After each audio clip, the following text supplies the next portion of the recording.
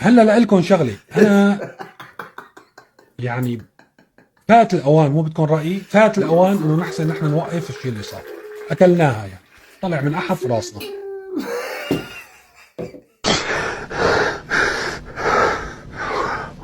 ايه يا سلام. طيب انا خايف انا خايف يا زاهي، انا خايف كثير على بلدي وخايف.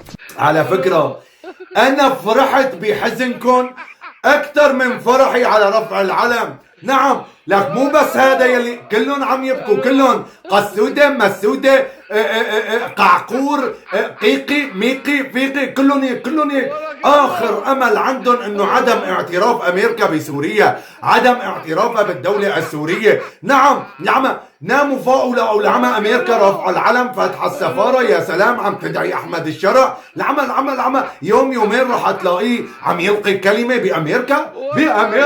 لك آخر أمل كان عندهم، آخر أمل بعد كل هالخيانة وكل هالعمالة وكل هذا الشيء، كل هذا يلي عملوه، وبالاخير يطلع هيك هباء منثورا، هيك حقه فرنك. يا زلمه قسما بالله انا جدا فرحان، انا جدا. الله يزيد حزنكم اكثر، الله يزيد.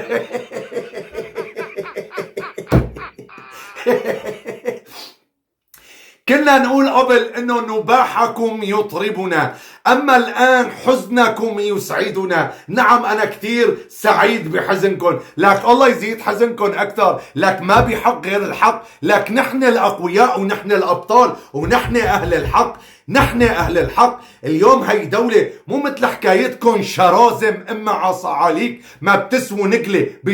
بسوق البشر، مو بسوق الزلم، بسوق البشر ما بتسووا نقلة ما بتسووا.